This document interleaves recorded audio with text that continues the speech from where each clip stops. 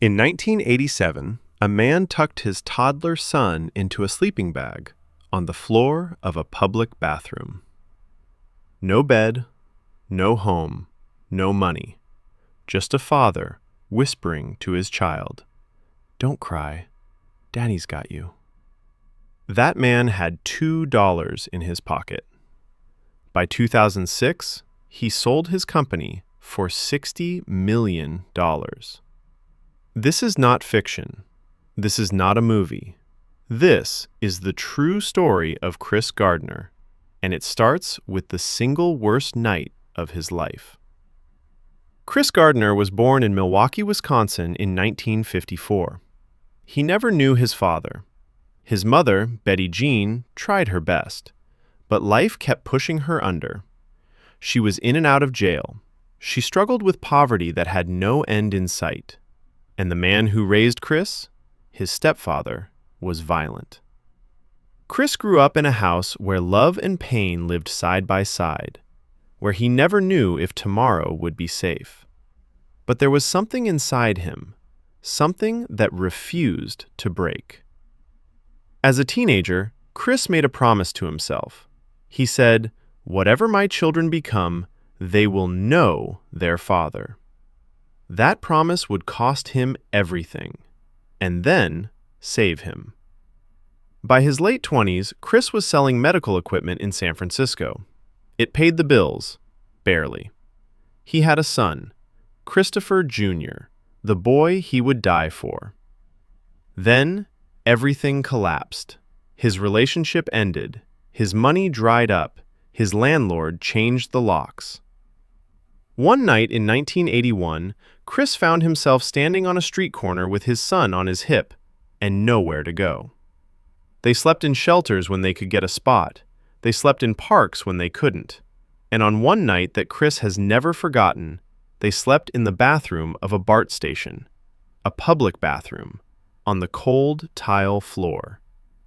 His son looked up at him with those big eyes and asked, "Daddy, are we camping?"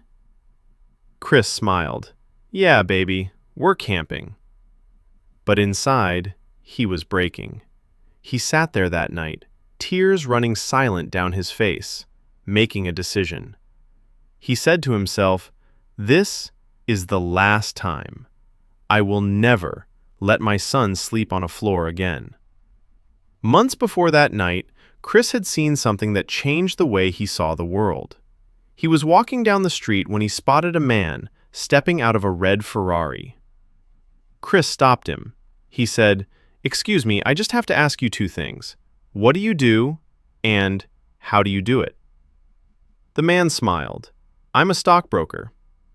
Chris had never heard that word before, but he knew one thing instantly. Whatever a stockbroker was, he was going to become one.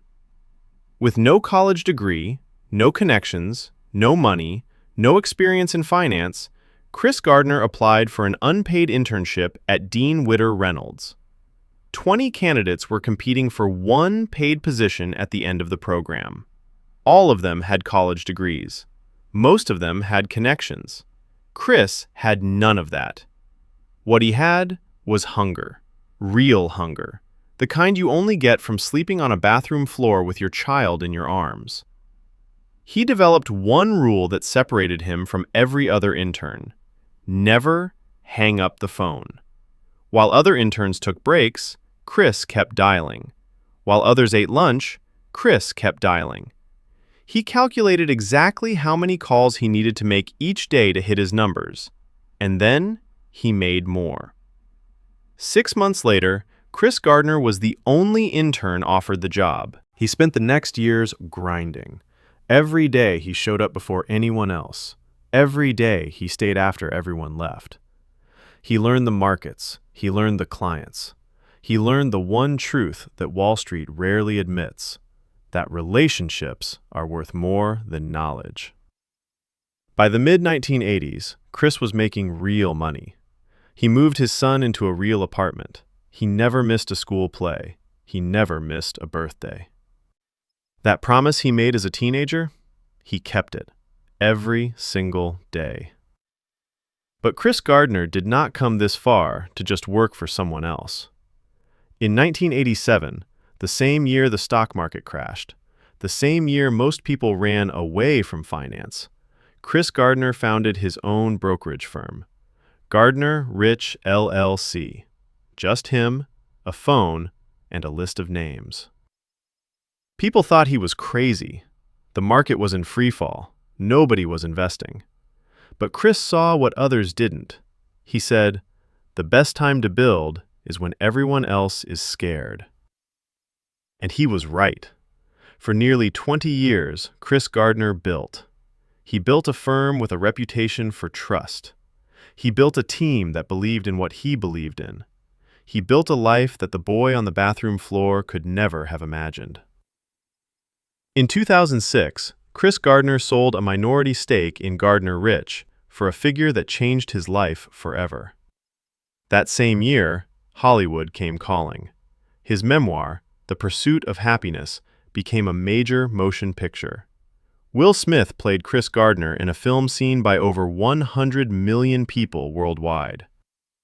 The man who once had $2 in his pocket was now being portrayed by one of the biggest stars on the planet. But here is what the movie does not show you. Chris Gardner still wakes up at 5 in the morning. He still hustles. He still picks up the phone, because he knows something most people never learn. The climb never really ends. You just get better at enjoying it. Chris Gardner did not have the right background. He did not have the right connections. He did not have the right degree. What he had was a sleeping child on his shoulder and a decision. The decision that tonight was the last night, that tomorrow he would move, that no matter what the world said he knew what he was going to be. If you are going through something right now, if the walls feel like they are closing in, if you feel like the story is over, remember this: the story is never over. It is just getting to the good part. If this story hit you today, share it with someone who needs to hear it, and drop a comment below. Tell me, what is the one thing holding you back right now? Let's talk about it. I'll see you in the next one.